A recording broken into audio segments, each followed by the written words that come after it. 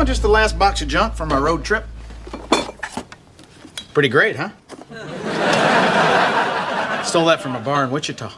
Ooh, a naked lady mug. Finally something to go with our ass plates. Why are you stealing glasses anyway? Honey, places like that want you to steal stuff. That's why they put their names on it. You know why else people put their name on things? Because it's theirs. I got that mug at a gambling boat in St. Louis. This shot glass, sports bar in Iowa. Mm-hmm. This tequila, I don't know where I got that. You sure drink a lot when you're gone. No, Jack. I don't have time for drinking with all my glass collecting. Cool mug. Can I have it? Sure. No. You. All right, boys, hurry up and eat. We got to get ready for church. Church. Yes, we are going to church. For no reason? No, for a good reason.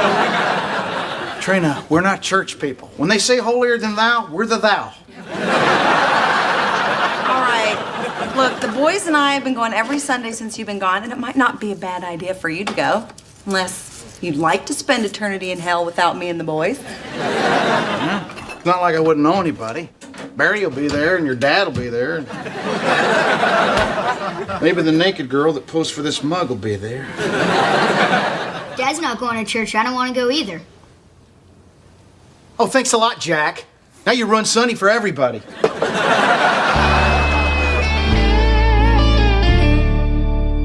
I know a man who went on a journey. He went on the devil's journey. He left his family behind so he could drink his way through card parlors, gin houses, and honky-tonks. Is he talking about you, Dad? Shh, color. He drank. And he drank. Oh, and he drank some more. Gambling, stealing, and cursing. Was Reverend Holloman with you on this trip? I ask you, my brothers and sisters, where is a life like this headed? Hell! Where is a man like this going? Hell! What awaits a man? Okay, I get it! I get it!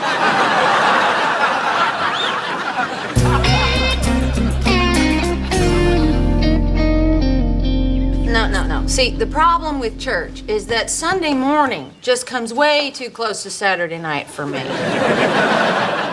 I mean, I'd go if they did it on like a Tuesday. Actually, Charlie, I think you'd like this new preacher. Yeah, Reverend Holloman does appear to know his business. Yeah, he's not so great. He said Dad was going to hell. No, he did not. He was just talking about people who do things like your dad does. So is this preacher single? I believe that he is. And speaking as a man that is totally comfortable with his own sexuality, he's not hard to look at. Well, if he's cute enough for Barry, then he's out of my league. Barry, let me ask you a question.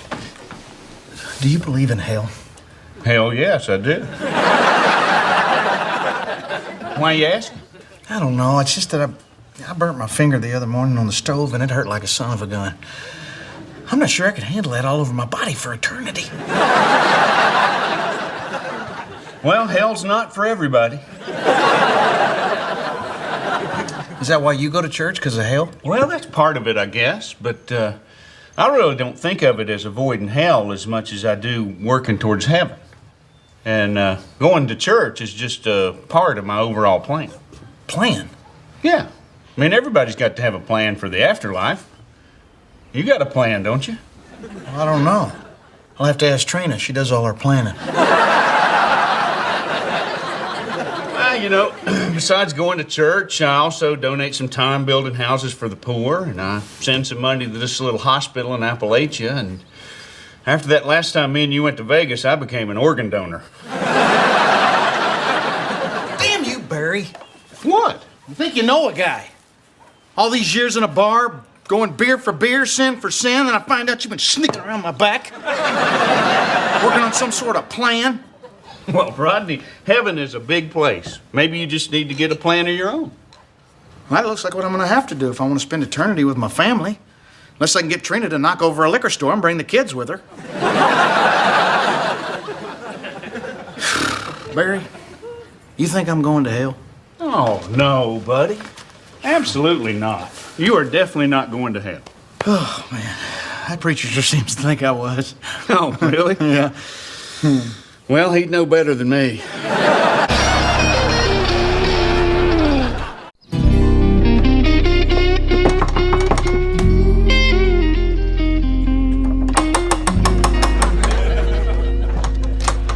Hey, is Reverend Holloman here? You're looking at him. It is you. I didn't recognize you. You look a lot bigger on stage. Something I can help you with? Yes, sir. I'd like to go to heaven. Fabulous. Me too. Anything else? Because I'm kind of watching the ball game here. Oh, well, then I won't keep you. But listen, it's just that I've lived a sort of a sinful life. I mean, nothing too bad. I haven't killed anybody or anything like that, but I've taken the Lord's name in vain a couple of times. And I think I might have coveted once or twice. You think you can help me? Yes! I'm sorry. Look, I need a plan. For the afterlife. You been baptized? Accepted the Lord as your Savior? Yep. And yep. Great. You're good to go. Hang on. I got baptized way back when I was little. That was way before I did all my best sinning, and I'm not sure it still counts. Oh, it counts. Your baptism doesn't expire till you do. Yeah, but my best friend Barry Martin, he's been doing all sorts of charitable do-gooder acts for years. Building stuff, donating organs. I see. So you figure you need a little something to help your chances of getting into heaven. Yes. Well, the church lawn could use mowing. Amazing grace, how sweet the sound saved a wretch like me. I once was lost. That looks great, Rodney. Well, thank you, preacher. The Lord surely appreciates all the hard work you're doing. Well, you tell the Lord. Rodney Leslie Hamilton, 4182 Lilac Street, Tulsa, Oklahoma, 74103. Says he's welcome. Thank you. I better get back at it. Hey, let me ask you something, preacher. Is there anything else that needs doing? Well, come to think of it, the Lord was hoping to get his box hedges trimmed. Sure. From his angle, I bet they look pretty raggedy. Also, my office could use a paint job. Well, no problem. I'll get my paintbrush and my holy roller. Was blind, but now I see. Instead of celery sticks, can I have a cookie? No, and I don't want you trading these for something else at school. Mom, be real. On what planet does a kid trade for celery? Jack, remember to go to church after school today, okay? You have that teen Bible study thing. I know. Okay, love you, bye. So, Jack's in the teen group? Yeah, he seems to like it. Well, sure. He's cute. But he gets a lot of action. Action, Charlie, he's 12, and it's Bible study. Uh-huh. Don't you remember those truth or dare games we used to play? No, I remember discussing the Bible and making crafts, and on hot sunny days we'd sit out on the lawn and we'd sing. I remember talking about boys and making out, and on hot summer days we'd skinny dip while the dorks were out on the front lawn singing. What? We were there together. How did I miss all that? Trina, come on! What did you do when we turned out the lights to pray in the dark? I prayed. Hey, Charlie says that all she did in Teen Bible group was hook up with the boys. Huh. Well, that explains why her name and her number is carved in so many pews. So, Rodney, I hear you're working for the preacher. That's right. You think you can mow your way to heaven? Don't mock my faith, Charlie. I'll have you smoked. What are you doing? Getting rid of the evidence of my sinful past. What are you doing with these towels? Trina, I stole these. The H really does not stand for Hamilton. Rodney, don't you think you're taking this whole religious thing? Where did you get all these videotapes? Oh, you're sick. Was sick, Trina. Was sick. That's the old Rodney. Okay, wait a second. This is mine. This is my Claudia Schiffer workout tape. I know.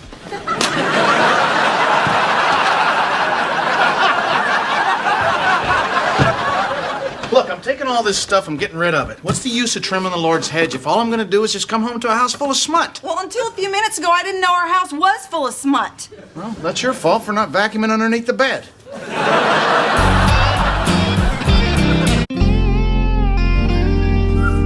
Hey, preacher. Morning. Hey, Rodney. You know, I know God created the universe and the oceans and all, but I believe his greatest creation might be that machine that matches the paint colors down there at the hardware store. Found it, Reverend. Well, hey, buddy. Thank you. Barry, what are you doing here? Oh, nothing much. The Reverend asked me to fill in for him at the teen Bible group this afternoon. Oh. Well, ain't that convenient? What do you mean? That's just that you see me up here working for the church, you know, scoring points, and now you feel like you need to get a little piece of the action. It's not a contest, Rodney. You feel me gaining on you, don't you? You just had a scheduling conflict. I got an interfaith football game today. We're playing the Lutherans. Oh, they stumped you guys pretty good last time, didn't they? Hey, they cheated. Turns out their linebacker was a Mormon. Preacher, if you need me to fill in, I'd be happy to do it for you. Hey, I appreciate that, Rodney, but these kids, they can be quite a handful. I can handle it, preacher. After all, I'm an entertainer. Barry's a carpenter. Nothing against carpenters. I know Jesus was one. No, he was an electrician, wasn't he? No, he was a carpenter. Well, if you're sure you can handle it. I can handle it. I mean, what do I need to know? Just the Bible. The Bible. Yeah, you got it. He means the Holy Bible, right? And he said unto them, how is it that ye sought me? Wist ye not that I must be about my Father's business? And they understood not the saying which he spake unto them. Okay. Any takers? Who wants to tell me what that's about? Anybody? Don't be shy. Spake unto me. You don't have to raise your hand. I'm the cool teacher. Right, Jack?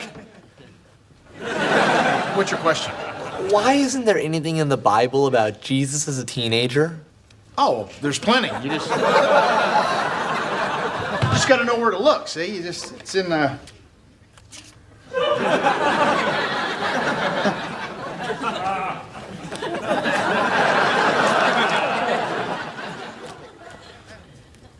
Well, you tell me what he was like.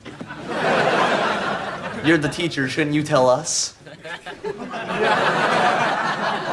Okay, right. Teen Jesus. Well, we know he was cool. We know he was popular. I mean, after all, his dad was God. I mean, me and you, we might make a big deal out of that. My dad's God. He made the universe in 7 days. Your dad's on unemployment and hasn't been sober in 7 days. So you think he had a girlfriend? Well, some of your biblical scholars may disagree on this point, but I'm going to jump out there and say you betcha. I mean, we've all seen the pictures. Tall, handsome, six-pack abs.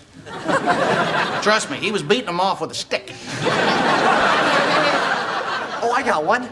Did Jesus read comic books? No. Even in biblical times, that was considered geeky. But I'll tell you what he did do. Do you fish? Well, Jesus was a heck of a real good fisherman. You know why he was a good fisherman? Because he knew where the fish were. And he had that light around his head so he could fish at night.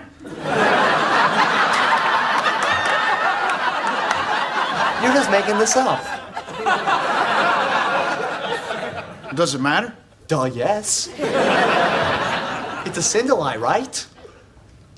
Well, usually, but not all the time. Let's just say that I'm someplace and they're giving away free tapioca pudding on my birthday, and while it isn't my birthday, I tell them it is. Does that make me a sinner? Yes. You've answered enough already. Girl in the back, does that make me a sinner? Yes. What is wrong with you people?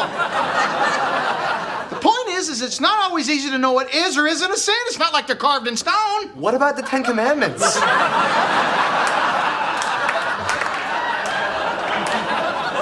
the exact kind of horse crap attitude I don't need in this class. Look, I'm sorry I said that. I didn't mean that. All I meant is that what sometimes seems to be a sin at first can turn out to be a blessing. Take Jack here. My oldest boy, my firstborn. His mama got pregnant before we ever got married.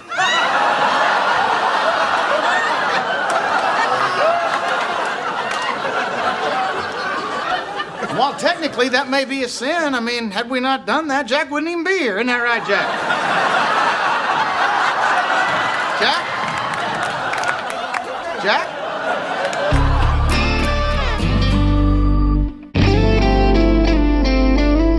Yvette, I just don't think Rodney would say something like that.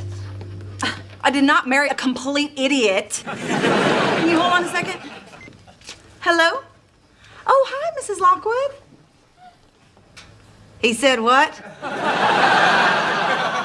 Hold on a second. Yvette, hi. Turns out I did marry an idiot. I'll call you back. Mrs. Lockwood,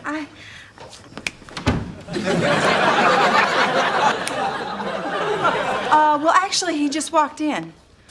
Yes, I will tell him that, but that's pretty salty language coming from a choir director.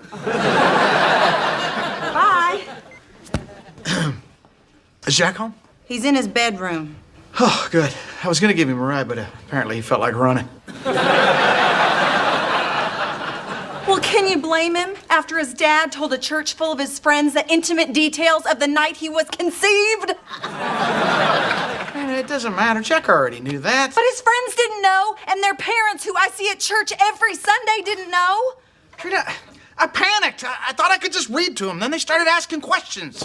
All right. So you told them that lying isn't always bad, that sins are sometimes really blessings, that Jesus beat girls with a stick?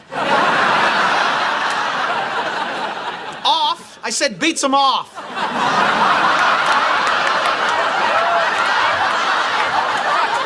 That is so much better.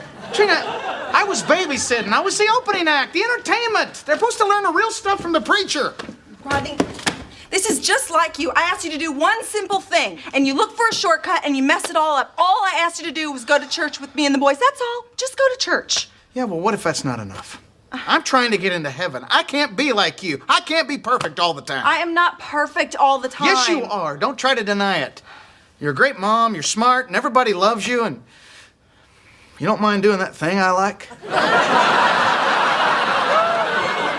Probably going to hell for that. It's Reverend Holloman. Quick, take your top off so he thinks it's a bad time. Oh, evening, Reverend.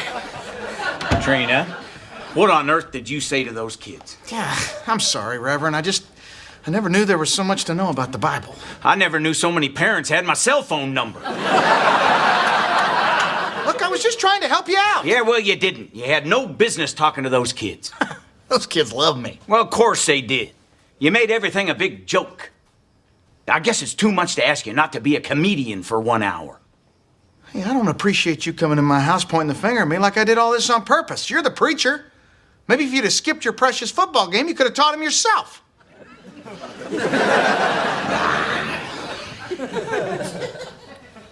Why'd you get so quiet? You're not secretly damning me, are you?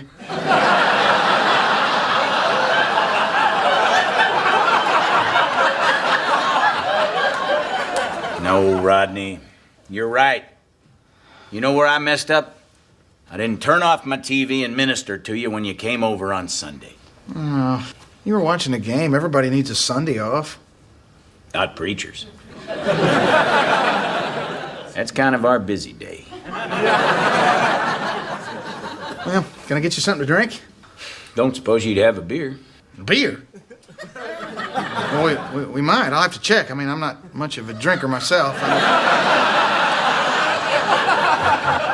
Domestic or import? Preacher, I gotta ask you something. About that sermon on Sunday? Mm-hmm. How did you know all that stuff about me? I wasn't talking about you. I was talking about myself. I had a pretty wild life back in my 20s. You know, well, not to be critical, but I think next time you should tell them it's you because you're scaring people. Rodney, you're a good man. You try. That's all any of us can do. Can I ask you something? Sure. Do preachers ever worry about going to hell? Every day, buddy. Every damn day.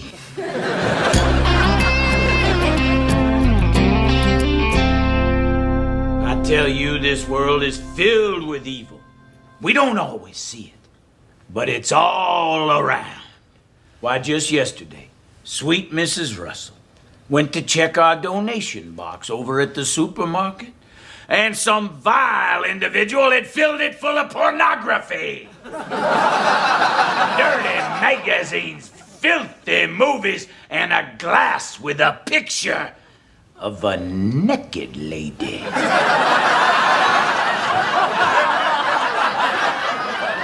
If it wasn't for me, this guy wouldn't have nothing to talk about. Heavenly.